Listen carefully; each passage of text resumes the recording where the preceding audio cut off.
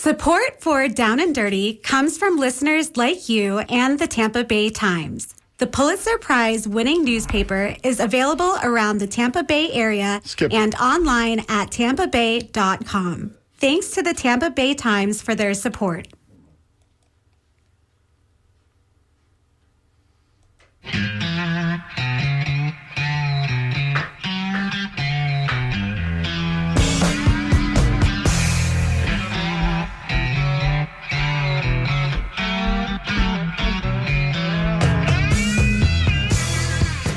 Good morning. This is John Dingfelder. You're listening to WMNF, and this is Down and Dirty. We're going to be with you for the next hour talking about some very interesting things with our good friend and guest, semi-regular guest, James Shaw, a civil rights attorney and man about town. Skip, good morning. How are you? Doing good, John. Doing good. Jason Marlowe, our regular co-host, is often about who knows where. Do we have Irene on the phones? No? Joe will be here. We got Joe on the phones, and we appreciate it. Speaking of phones, if you want to call in perhaps about 15, 20 minutes from now, give us your comments and opinions. The phone number, of course, is 813-239-9663. 813-239-9663. A little while ago, they talked about support for WMNF.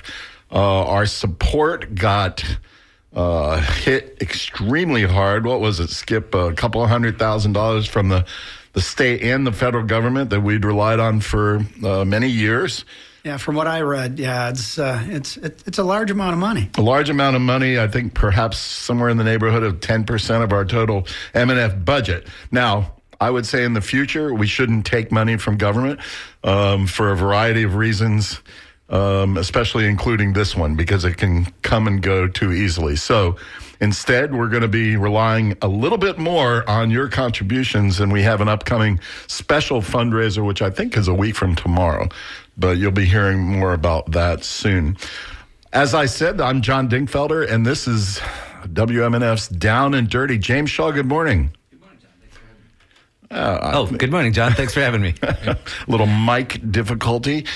James Shaw, tell us a little bit about yourself. You know, usually when you're on the show, I just jump into the topic du jour. But I realized this morning perhaps some of our listeners don't know about you and your illustrious legal career helping and representing folks in the Tampa Bay area and all across Florida on civil rights issues and important matters like that. So where did you grow up? I grew up in Oxford, Michigan, which is a suburb of Detroit. Okay. And what did your parents do? My father was a school teacher and later on in his career a junior high school counselor. And my mother was a teamster, worked at Sears through most of her career, and toward the end of her career, she sold real estate. I love it, a teamster. Right. Did you go out with her and hold signs or anything? I did on a couple of occasions, and the Teamsters actually gave me a partial scholarship when I went to college. So. Very cool. Very cool. What did unions mean to you when you were growing up? I mean, obviously they had some importance to your mom. It's so Oxford is probably halfway between Detroit and Flint. So if I've heard of Oxford, Mississippi, but not necessarily Oxford, Michigan. Oxford, Michigan was maybe 12 or 13 school shootings ago. I think that was what it's unfortunately famous for. But if you watch the movie Roger and Me, you know all of those guys who worked at the GM plant in Flint, those were all of my friends' dads. You know, that was so I grew up with a front row seat to watching the demise of the working class in my lifetime. You know, all of my friends' dads most of them worked for auto plants when I was growing up, and by the time I was in college, very few of them did. And so you felt that in the economy, the closure of that plant and the loss of influence amongst the unions.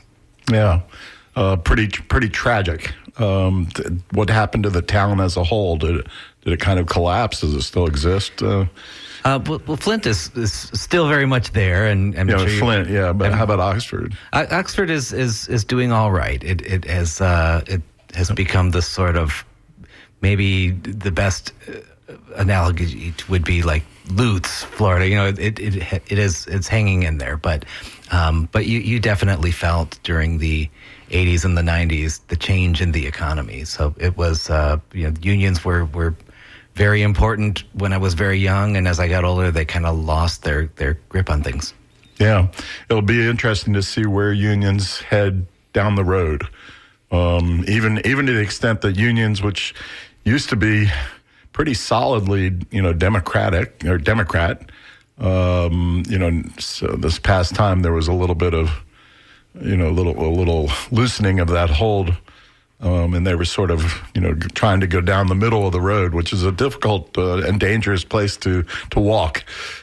And you see amongst the membership of contemporary unions, there is this fear of being replaced by workers who are imported from outside of the country, and I think that is something that a certain administration has sort of tapped into as a way to separate the Democrats from their base. Yeah, interesting.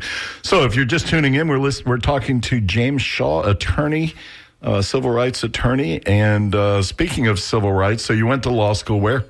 University of Miami. Okay, and how? How and when did you start getting interested in civil rights and civil rights litigation and that sort of thing? Anything interesting in law school that grabbed you there? It kind of started in radio, John. Really? and I went to Oakland University, and Oakland University had its own radio station, WXOU. That's Oakland, Michigan? Oakland County, Michigan, yeah. Okay. It's near Detroit. Right. And I worked at WXOU doing it initially a local music show. I was a music major. Well, no wonder your voice is so much better than mine.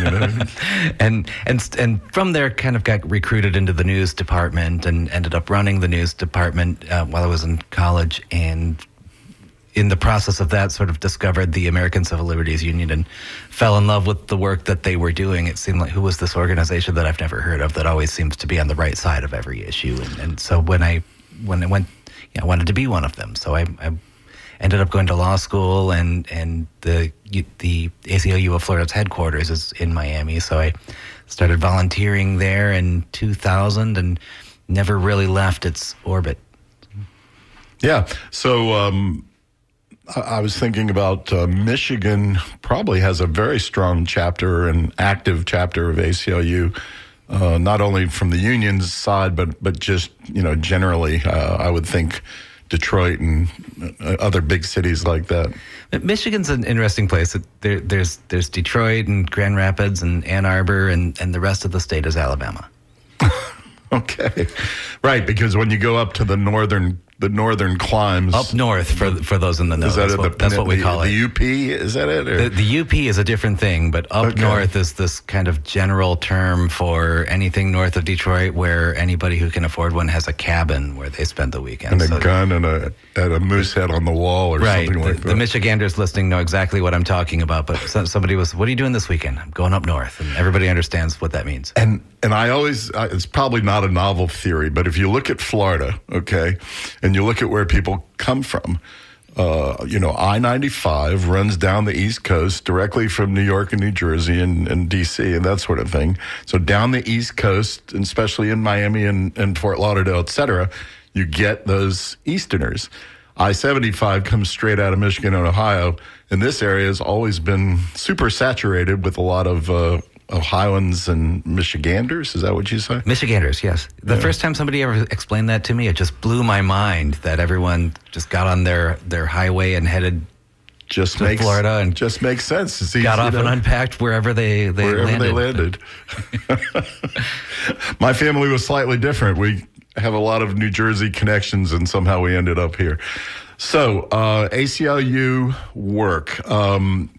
Your day-to-day paid practice is different, but on the volunteer side, I know you've been extremely active with the local chapter and the state chapter of the ACLU, and helping them pick and choose the cases to litigate. Yeah, I served for as long as there was a Greater Tampa chapter of the ACLU of Florida. There's presently not one, but that's a whole nother story. That's a whole different show. But from 2007 until I think 2022 was when they dissolved the chapters. I was the chair of the legal panel, which was something of a steering committee. It was a group of volunteer lawyers who would look at what cases would be taken, and the ACLU of Florida at the time had sort of two tiers of cases. There were cases that were taken at the local level by local volunteers, and those were selected by local legal panels, which I chaired for however many years that is. I don't want to do that. 15 years. And then there was also a state legal panel that chooses the cases of statewide implication, and I chaired that panel for 2 years. So very cool. What jumps out at you in terms of cases that you selected either at the local or the state level, preferably successful case? We always say in civil rights, it's 3-step forward and 2 steps back. Our victories tend not to stay won, so something will work for a while and then it won't. What I remember when during my tenure as the state legal panel chair is that we took a lot of cases that had to do with bail and the unjustness of the Florida bail system. In theory, somebody's bail should not be set higher than they can afford to pay. Otherwise, you're not really able to bail yourself out. So, and a judge can, of course, hold somebody who's dangerous to be held until their trial. Some people are just too dangerous to be walking around the street while we wait for their trial, no matter how much money they have. And for people who are not associated with the criminal justice system, I can assure you there's 1,000 or more folks at the Hillsborough County Jail and thousands across the Bay Area who are exactly that. They might be being held on a $1,000 bail bond for a very minor crime. It could theoretically cost them $100 to go down to the bondsman and make that $1,000 bail. It's typically, I think, 10%. And they can't do that. They don't have the $100, or they don't have anybody on the outside who can give them the $100 to go down to the bondsman. That's just an example, right? Right. HUD every year does a survey. I don't know, probably funding's recently been cut for it. But they used to do a survey every year and ask people, if you, to save your life, had to come up with $500, could you do it, in the next week? And a shocking percentage of people said they couldn't. If it was around 45% of the country said, if I needed to come up with $500 to save my life, I would not be able to do that. I don't have anybody I could ask for it. And so when a judge sets bail, a judge is supposed to assess whether or not the defendant can afford to bail themselves out. And if they can't, then the judge needs to make findings that this person is so dangerous that they can't be walking around until trial. But in practice, what happens is, well, I'm going to give you $5,000 bail, and there's plenty of people that can't afford to come up with $5,000, and they've effectively been held pre-trial, but without making any findings that they're dangerous. And I think that's maybe a difference between, I'm one of those people that went to law school on a scholarship. I grew up around people that could not have come up with $5,000. But I think that's a problem with having only affluent people practicing law, is that if you don't know anybody who couldn't come up with that amount of money, it's hard for you to understand why setting somebody's bail at a measly $5,000 is effectively holding them all the way up until their trial. Right, and you have a constitutional right to a public defender to help you try your case, to help you get to trial. But that public defender in the public defender's office does not make bond. They don't have a penny, and they're not obligated to make that bond. If you're just tuning in, this is John Dingfelder. This is Down and Dirty on WMNF. We're talking to attorney James Shaw about civil liberties. If you want to join the conversation, it's 813-239-9663. Give us another 5-10 minutes to keep going for a few minutes before we hear from you, but we appreciate you listening.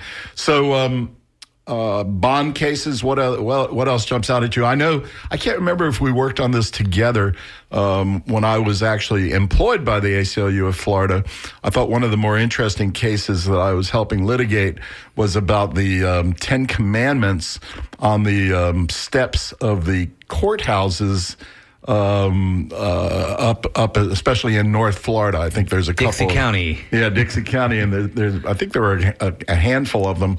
Of course, they're all over the South, but in Dixie County, I can't remember exactly what the statue looked like, even though I did drive up there and look at it.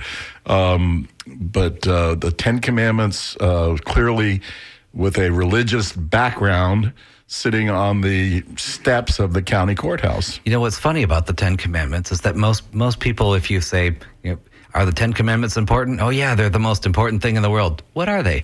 And then they can't really recite them. And there's a reason that they have trouble reciting them, is that there are 2 versions of the Ten Commandments. And wow. People always act surprised when I say that. So there's the 10 and the 12? Right. Because the different denominations don't necessarily read one another's books. So if you were raised as a Catholic, the 9th commandment is thou shalt not covet thy neighbor's wife, and the 10th commandment is thou shalt not covet thy neighbor's goods. And if you were raised as a Protestant, those 2 that I just said are one. Those are both the 10th commandment, which leaves room for a new one, which in the Protestant tradition is thou shalt make no graven images.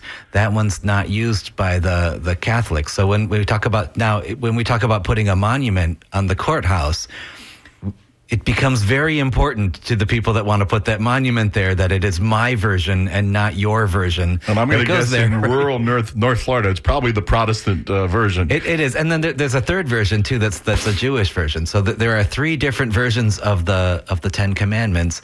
And when people say, well, no, it's not anything that is, that's sectarian.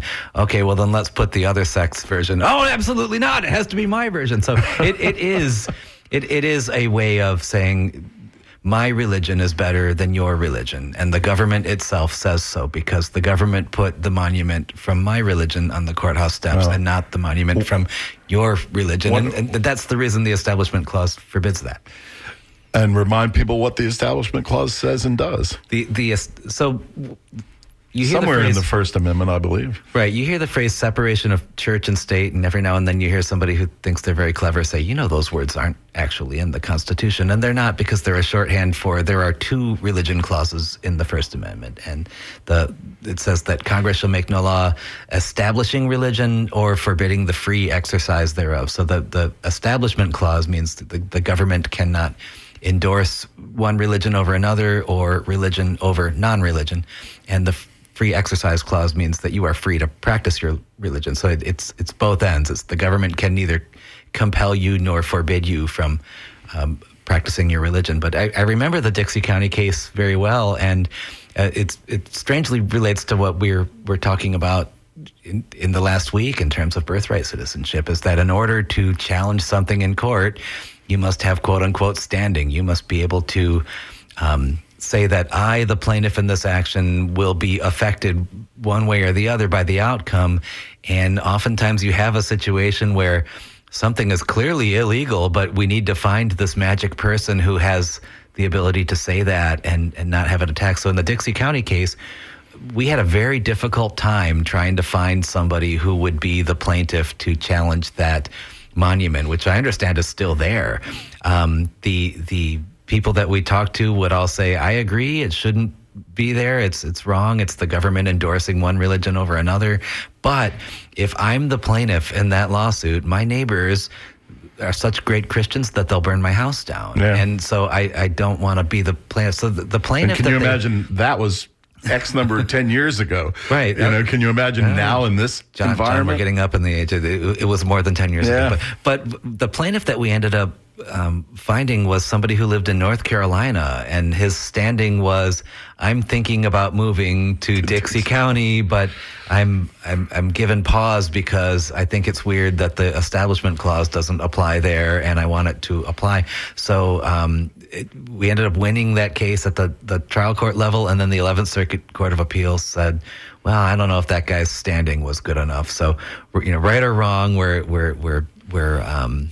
just going to overturn that because you didn't find the magic person. So it's a problem when you have an action that is blatantly illegal, but not just anyone can challenge that. You have to find a magic person, and sometimes everyone's afraid to be that person. Yeah. So translate that, you alluded to it, but translate that to the birthright citizenship issue. Right. So the 14th Amendment created this right of citizenship upon being born in the United States. So is it pretty clear, James? It's absolutely clear that the intention behind the 14th Amendment was that if you ask me, there is a universal right, I say, to remain in the place where you were born. Wherever you're born, you should just be able to stay there without anybody making you leave. But I read a strange exception. It said if you're an ambassador's child from another country, let's say that you're the English ambassador's child and you're born here while the ambassador and his wife, or the ambassador is the woman, is in the United States, then it seems like there's a strange exception. But that would be few and far between. I've never heard of that, but I did read that. I don't know if somebody's interpretation or whatever. It's clearly not in the Constitution. My great uncle was. His father was an ambassador from Germany to Russia, and he was born in Russia. There you go. And they made the rest of the family leave during the revolution, but he had to stay because they considered him a Russian because he was born there. But that's is that all true? Yeah. Oh my God. But to go back, it's crystal clear that if you are born in the United States, you are a United States citizen. If you're born here, you get to stay here. So where is all this nonsense coming from? I mean, it's like. Well, you see, John, people that our president doesn't like are born here, and that was a problem that he thought he could solve with an executive order. So he signed an executive order attempting to undo that, and the ACLU, along with some other groups, brought a suit asking for an injunction. And an injunction is when you ask a judge to kind of preserve the status quo while we sort this out. It's an order that says, okay, let's not deport anybody until we have finished this lengthy process of determining whether or not this is constitutional, even though most everybody understands that the executive order was not constitutional. But when it gets to the Supreme Court, they held that, well, you can't. You've heard conservative kind of talk shows rail about this. Why should one judge get to undo something for the whole country? And that's not right. And you repeat things like that enough that they start to gain traction. And we're not going to decide on the merits today. We're just going to decide that. Right. Oftentimes it's going to take a long time to resolve something, as you know, as a litigation is a very slow, meticulous process for a good reason. You want to make sure that you get to the right result. So sometimes a judge will enter a temporary stay and say, you cannot enforce this order until we have finished making a determination as to whether or not it is constitutional. The Supreme Court held last week that you can't do that you can only enter an order for the people who brought the lawsuit. So anybody else, any babies that are born, if they aren't parties to the case, then you can go ahead and kick them out of the country. You can and that your ruling, Mr. or Mrs. District Court Judge, would only applies to your district, which here in Tampa Bay area is the Middle District of Florida, which, as last I checked, runs from Fort Myers up here through Tampa and a little bit out into Central Florida. Right, up into Jacksonville. But yeah, it limits the ability of a federal judge to say that action is unconstitutional. So they handed the president this power to issue orders and have these orders enforced, whether they're constitutional or not, so long as nobody challenges them. And now yesterday, a federal judge in New Hampshire kind of New Hampshire, thank you. Created a solution to that. You're a good friend. I can take it. That's why. But the judge certified a class, and a class is a legal tool where there are just too many people to get them all signed up in front of the judge. You can ask the court to declare the existence of a class, and it'll be a description, and anybody who meets that description is deemed to be a litigant in that case. It's usually used for mass torts and that sort of thing. But so that will go up to the Supreme Court fairly quickly, one would hope. I think so, yeah. He issued a class and then he reissued the injunction. So the class is defined as anybody that might be affected by the order. So he was procedurally able to get right back to where he was, notwithstanding the Supreme Court's precedent. But it's a dangerous precedent to say that it's okay for the executive branch to take actions that are illegal, and the judiciary can't really do anything about it unless each person affected is a litigant before that particular judge. So we do have a call. Let's see what Nancy has to say in St. Petersburg. Good morning, Nancy. Hey, good morning. How you doing? Hey, good. How are you, dear? Real good, thank you. You were talking about church and state when I called, so yeah, it's all good. On ahead. But the thing that people don't realize about, they're all for tearing down that barrier, as they think of it, between church and state. And the thing is that if they look back, like even to Henry VIII, it's the state that is usually the culprit here that wants to take the theology of the church and use it for its own purposes. And they really don't understand that that's the deal. So here's our president making a commission on religion and trying to, kind of gin up that there's the Christians are being persecuted, which is just baloney. And, what I'm trying to say is they don't understand the real danger here, which is he can take the liturgy of the Catholic Church, for instance, and turn it to his own devices and make law out of it. And I really fear that. Well, sure. The as separation, you should, Nancy. As you should. The separation of church and state is as much to protect the church from the state as the other way around. Exactly. Look, for instance, in China, His Holiness the 14th Dalai Lama has just turned 90 and won't be around that much longer. And there's this concern that the government of China will declare some new baby to be the real Dalai Lama, no matter what the religious tradition decides, and that sort of interference between government and religion is something that's we've never really had in this country. But the people who think that they want that, once they see what it looks like, will wish that they hadn't wanted it. And then look at how many religions, how many different religions we have in this country. Unfortunately, the government leans toward the majority religion of Protestants and that sort of thing, but there's probably thousands of religions in this country or variations that need and deserve protecting. A little side note, James, you probably remember this. When I was on Tampa City Council early on, I was a little bit offended by the fact that we started off with a prayer at the beginning of every one of our council meetings. And that many times whoever was giving the prayer would often say, in Christ's name we pray. So it wasn't a non-denominational prayer. So I decided one day. Did that bother you, Mr. Dingfelder? Slightly. So I decided one day that when it was my turn to bring in the clergy person to give the prayer, that I would invite my neighbor who was president of the Florida Atheists. And do you remember that, James? And I do remember. Oh my God!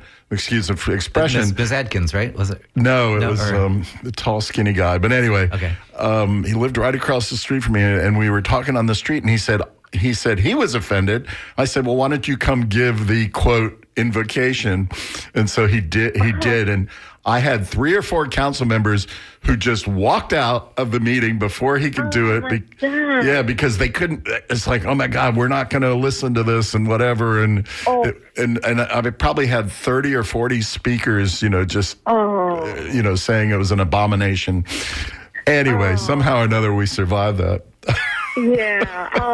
I had national television cameras at Tampa City Council meeting. It was the only time in my 10 years on council that they showed up. Nancy, thanks for calling. Thanks for listening. Thank you. Take care. I remember at a Tiger Bay Club meeting right after the first election of our president, winning the Garfield Award for the best question. And my question was, I can't think of anyone who is more antithetical to the teachings of of Jesus Christ than Donald Trump, and yet this is who was supported by the right. Does that mean that the Christian right, as we understand it, has ended? And the answers that I got were, well, I think it's Mike Pence that they like. He's so devout, and that has not played out. Right? I think that what's funny is that it's a lot of posturing. Is that the people who would stand up and walk out in anger that you're not giving enough credence to Jesus Christ don't really follow his teachings. It's crazy. So you're still involved with the state ACLU? I'm still a volunteer attorney. Okay, and anything else going on? Well, there must be a huge amount going on as far as the state ACLU. What else are they doing? What are they doing about Alligator Alcatraz? I'm not sure what's currently in the works because everything happens so fast. But Alligator Alcatraz, I know. Tell folks what that is if you haven't been reading the paper or watching the news. It is government-produced pornography, if you ask me. I think that there is this hunger by a certain type of voter to see brown people in distress, and so there is, which goes to the people being kidnapped off of the streets by masked men and taken into white vans and flown to El Salvador and then have their heads shaved and humiliated and photographed in humiliating positions and have. But they're all quote dangerous criminals, right, James? So I have this theory, John. We all saw around 2012 the MS-13 documentary that ran nonstop on basic cable, and it's I think planted the seed of this scary illegal immigrant with tattoos on their faces who's preying on people, and if you spend any time on right-wing social media, it's meme after meme after meme of these people are dangerous and they're going to hurt you. The Democrats, they want these people to hurt you because Democrats are bad, but good old Donald Trump is going to protect you. And so the idea of let's create some place with a terrifying name, Alligator Alcatraz, and we have the White House tweeting pictures of alligators wearing ice hats and these people in distress, and the idea is but they're going to theoretically house 3,000 folks who are probably on transit to where they came from. They're either on a temporary or more than temporary basis. Right. And there are, to be clear, there are people who are members of criminal gangs, but there aren't 3,000 of them. I mean, there's not the people that are going to end up in this facility that's being built in the middle of a protected area preserve where I read in the Miami Herald this morning that a woman who was driving with license suspended, had been in this country for 25 years, was now out there at Alligator Alcatraz. Well, sure. I think that this administration would love to publish a non-stop stream of pornography that involves people who are with tattoos on their faces, who are MS-13 gangsters, being humiliated and harmed. But the problem is there's not enough of them to do that, and so they're doing it to people who are working on farms, to people who are working in hotels, to people who are working in restaurants, to mother. The government agents came into our city, John, and took a nursing mother and grabbed her and flew her to Cuba. But here in Tampa, right? Wow. She's still there. The child is still here, but the child's been separated from their mother. So whatever happened to these family values, right? But so Alligator Alcatraz is a facility that's being built out in the National Preserve in the Everglades. Hundreds of millions of FEMA dollars. Yes. Which is crazy to me. FEMA dollars. Hello, could Florida use FEMA dollars for hurricane relief? So the problem is with that airstrip is there's no infrastructure there. So they have to truck in water. They have to truck out waste. It's very expensive to put that there. But the value of it is that you can call it Alligator Alcatraz, and you can make jokes about people being eaten by alligators as they try to flee. And it seems funny on this pro wrestling level to some people, but you forget somehow in this conversation that we're talking about actual human beings. We're talking about mothers and fathers and their families and their friends and It just goes on and on and on. And where does it end? Do we have to wait another 3.5 years for this to end? I don't know how this ends, John, but we've gotten to a place as a country that I don't know how we got here, and it's frightening, and we've lost the concept of fair play. To use a baseball analogy, imagine that there's a team that figured out, if the umpire calls me out at first base, I'm bigger and stronger than that umpire. I could just stay on first base, and run to second. And, I think the team that figures that out might win the World Series with their new innovation, right? But at the expense of the whole enterprise. And we're seeing that on sort of a political level, that what are you going to do about it if I don't follow the rules has become the replacement for what were once rules. Unbelievable. Well, let's see what John in Port Richey has to say about prayer, about separation of church and state. John, are you there? All the phone calls are going to be about that now, John. Well, actually, your guest brought up another point that I wanted to mention. But so I always thought that, why don't you bring a rabbi in and give the invocation? I did. So bring in. I did. Oh, you did? And in all fairness, we tried to spread it out. We had Muslim clergy. We had I definitely brought a rabbi in because I'm Jewish. We spread it out. Okay, well, but what was the reaction though when you brought in somebody that was a non-Christian? That's my. It was okay. It was respectful. Okay. So the point of myself and Linda Salcena, my former fellow council member, is we actually wrote guidelines to the clergy person to just keep their invocation non-denominational. So we didn't, so the rabbi did not break into, Hebrew or what have you. And we were hoping that the priests and pastors did not finish up with in Christ's name. Just keep it non-denominational. Tell everybody, to have a good day and that somebody's looking out for them. But, I would say half the people couldn't abide by that. He reminds me of one of my favorite ACLU local cases, which was kind of early on in my time. There was, I think it was the city of Lakeland, and their city hall, there was a nativity scene that was put out there. And so we asked, could we put something there? We'd like to put a celebration of the Bill of Rights at Christmas and have a little Statue of Liberty and the Bill of Rights, and we'd like to put it there, and we'd also like to not have to pay for any insurance, just like the people who put the nativity scene didn't have to. And the clerk to whom this request was made was like, "You guys are going to sue us, aren't you?" Right?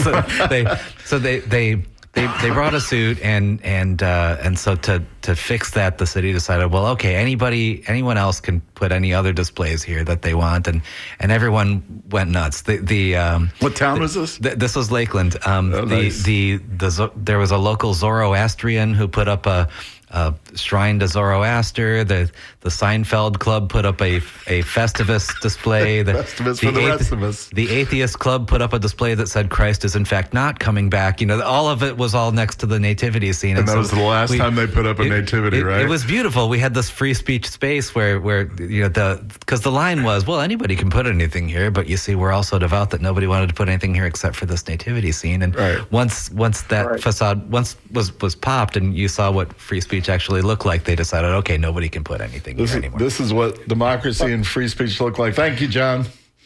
All right, how about Chris in Tarpon Springs? And then we're going to talk a little bit about Washington and Trump and that sort of thing. If you're just tuning in, this is John Dingfelder, Down and Dirty. We're talking to civil rights attorney James Shaw. Chris, are you there?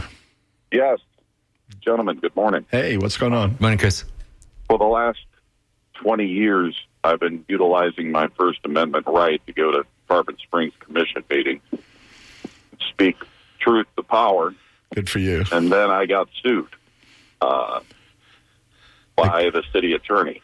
They call those slap suits, I believe. Yep, it's a slap suit. And the city, I asked for them to look into their billing practices. Commissioner Eisner did.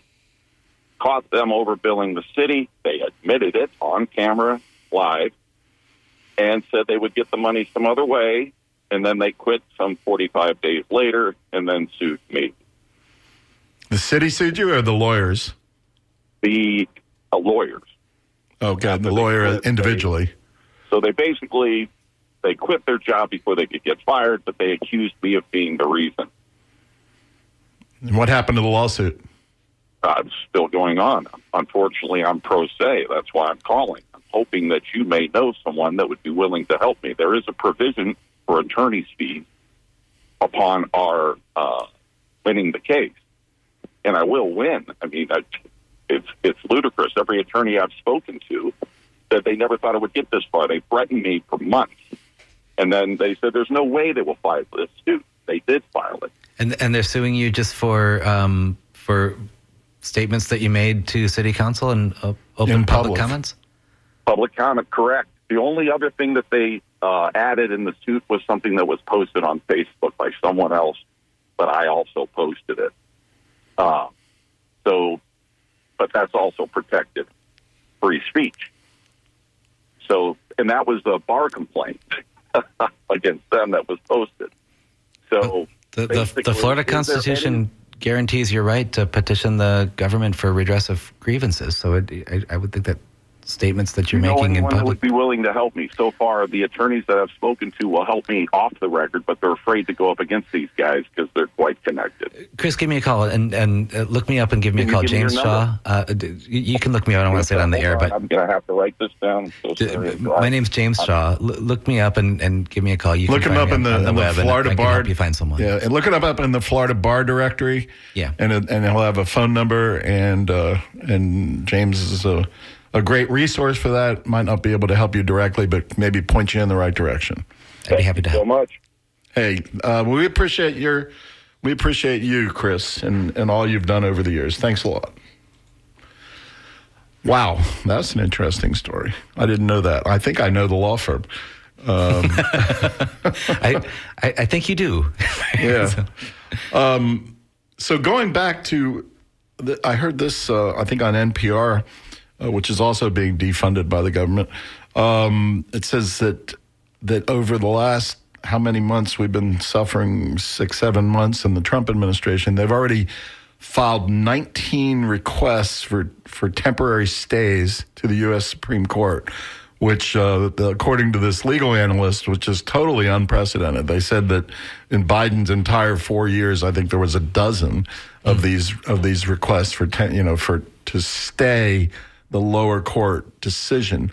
And yet the Trump administration is using this as a tool, and obviously it's being welcomed by the U.S. Supreme Court, and they're ruling in favor, I think, of most of them, correct? You're talking about temporary stays of rulings that put an injunction on an executive order? Yeah. Right. There's no consistency to it. There's no kind of philosophy that affects whether or not it's if I like it, then it can be done, and if I don't like it, then it can't be. And by the way, those decisions apparently they're very perfunctory. They don't even identify who the author is of the decision, what the vote was for the decision, and they barely allow dissent. I think Justice Jackson wrote a pretty scathing dissent in the most recent one. But other than that, it's really a strange process, because your typical case to the U.S. Supreme Court, they might chew on it for a year and circulate opinions, and you and I have suffered reading those opinions, 50 pages, 100 pages, or whatever. And these things come in with great import, and yet they're decided in a matter of a week, and boom, they're out the door with a half a page opinion, or if that. Yeah, the process that we've been using for almost 250 years involves that, where you preserve the status quo while these 9 great legal scholars hammer out what the answer is, and then they make their pronouncement, and we live with it. But it seems to be slowly being replaced by a new system where we get a quick answer with no explanation behind it, and those lengthy written opinions is a tradition that goes back to the 13th century, where the judges don't just decide something. They write out an opinion that explains to the rest of us what their reasoning was, so that we can read it and say, okay, that makes sense. At least there's some principles behind that. It wasn't just willy-nilly what somebody felt like. And we're going backwards. We're devolving. We had a system that developed over hundreds of years that it takes hundreds of years to build something and only a few to knock it down. Another Supreme Court decision, I'm reading a headline from the Washington Post, I think, The U.S. Supreme Court clears the way for more firings at federal agencies. And then a follow-on to that article said these firings at various agencies, including really, really important ones like Justice Department, FBI, and the State Department, create a culture of fear. Are you plugged into that one?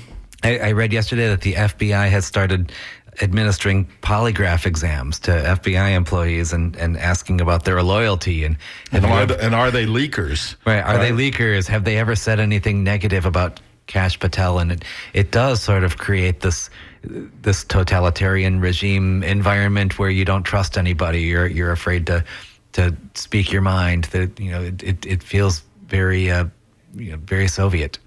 Yeah, it's pretty scary, pretty crazy. So if you're just tuning in, you're listening to Down and Dirty. I'm John Dingfelder. Our guest today is the well-known and esteemed attorney, civil rights attorney, James Shaw.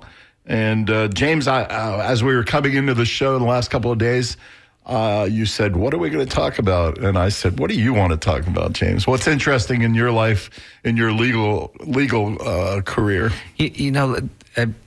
Let's talk about, let's zoom out and look at the big picture of what is happening right now, because we have so much to talk about that I don't know where to start. It's mind-boggling.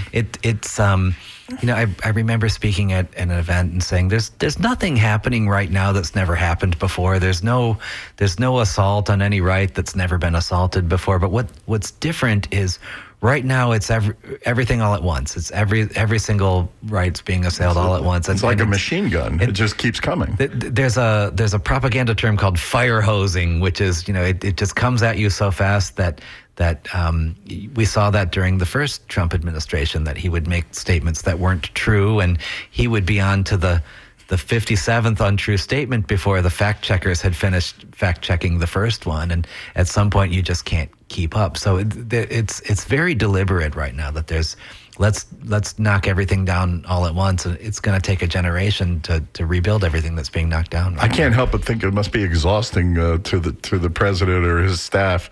What are we going to be talking about? What are we going to be lying about today? Let's see what Kathy has to say up in Hudson. Good morning, Kathy. How you doing? I'm doing good. Thanks for the show.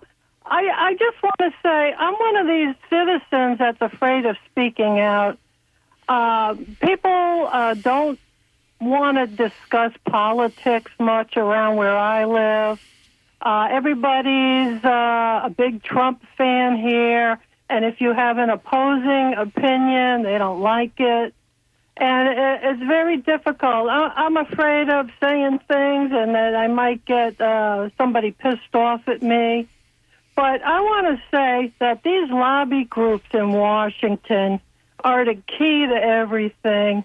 Florida has some very powerful lobby groups here. Pam Bondi worked for one of them, and that helped her propel to the attorney's office. And she's backed by other very powerful lobby groups here in Florida. There's no busting them up either. They control Florida. Yeah. And there's nothing that can be done. Well, let me ask you a question, Kathy. You say you're afraid to say anything because everybody else is in love, is in the cult.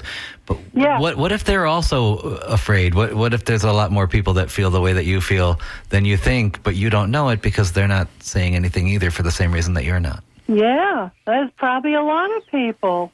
If you're, even my own family, you're a Democrat lover. I was a Republican all my life until Trump got in the White House. Yeah. I switched parties, but I didn't always vote Republican. As a matter of fact, I voted a lot for Democrats. Hey, Kathy, let me ask you a question. There was a nationwide protest rally a couple weeks ago called the No Kings Rally. I went there. I'm sorry? I went there. Yeah, in what town? Which town? Newport Richey at Little Road and State Road 54. How many people turned out approximately, in your opinion?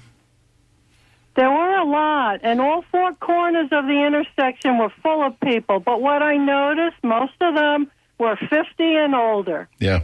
Well, here's my point is, even in a place like Newport Richey, which leans, definitely leans red, okay, even a place like Hudson, and I think Mr. Shaw alluded to this, is there are others that are thinking the same as you. So the key is just to coalesce, get together, and hold your own demonstration in Hudson, and make sure that people know that, that everybody's not marching in lockstep or goose step, with this president. I think that would be my advice. And in regard to age, my wife and I noticed at the demonstration about 3 months ago that everybody was 50 and 60 years or older in downtown Tampa. But then at the No Kings event in downtown Tampa, there was a lot of young people, and it was fantastic. Well, I was at the No Kings, and I found most of them were older folks that are 50 to 60 to 70 years old. Yeah, I hear you. In wheelchairs, walking with canes. Good for them. Good for them. I was kind of frightened. I stood behind people. And I stood behind one of those guardrails thing, and then there was a guy threatening us with a vehicle. Oh my goodness! Where were the police? Were they not protecting you? I didn't see one policeman anywhere. Yeah, Kathy, we got to run, but thanks for calling. Thanks for listening. Thank you. Bye-bye. Oh, James, where does the time go? We've only got a couple more minutes. Skip is giving us the signal here. The National Security Council, the article I was reading says that the president has done a very effective job at decapitating the National Security Council, which was created in 1947 to help the president and coordinate all the various security agencies, including the State Department, Defense Department, Treasury, Justice, et cetera, and make sure everybody's marching together to execute the administration policy. That's what all the presidents have used National Security Council for, and yet this president is basically ignoring it or says he's going to eliminate it. It seems very chaotic, but there's a logic to it if you consider that almost every single move involves consolidating power into one person's hands. Yeah. And when that one person is 79 years old, that there's an obvious danger there. Who then wields that power? Now, even if it's somebody that you love, do you really want somebody that you love to have absolute power for a little while, and then who gets it after him? So yeah. Our founding fathers delegated power amongst different groups and created this sort of tripartite government where you have three co-equal branches that can cancel out the ambitions of anybody that would try to accumulate too much power. And if you didn't learn anything in elementary or junior high school, you learned about three relatively equal branches of government. And where is that gone? Where is that going? It's been eroding for quite some time, but I think we're at a crisis point right now where I think democracies kind of end sort of like bankruptcy, very, very slowly and then all at once. And it's starting to happen all at once, where a lot of our checks and balances are being eroded away. Yeah, it's craziness. Lynn and I are unabashed Democrats. We liked Clinton, we liked Biden, we loved Obama, et cetera. But we didn't want them to have total power. No matter how much you like that Democratic president, you don't want him to have total power. You want the Congress to have that same power, and you want the courts to be able to step in where appropriate. And I don't understand why folks, if they happen to have an R after they're if they're Republican, I don't understand why they are willing to give up that concept. That's the part that bothers me perhaps more than any of this, because it's the long-standing precedent of this. And I'm not just worried about the next 3 years. Where do we go from here? A lot of it is fear that there's this idea that if you cross me even on a minor issue, I will come down hard on you. Is a strategic way to try to get everyone to fall in line. And what's funny right now is for the longest time the fear wasn't of being arrested or executed. It was just having a mean tweet directed at you or having somebody challenge you in a primary. So it's upsetting how little it takes to get everyone to fall in line. But there's the first line of On Tyranny by Timothy Snyder is don't comply in advance. And it's disheartening to see how many people are complying in advance. Complying in advance. Well, I think it's been a awesome discussion. We're here with James Shaw, a civil rights attorney, dedicated, hardworking, 25-year probably attorney who's going to be doing this, I know, the rest of his career, even though he moans and groans about it. He loves it. You're very kind, John. You've been listening to Down and Dirty on WMNF.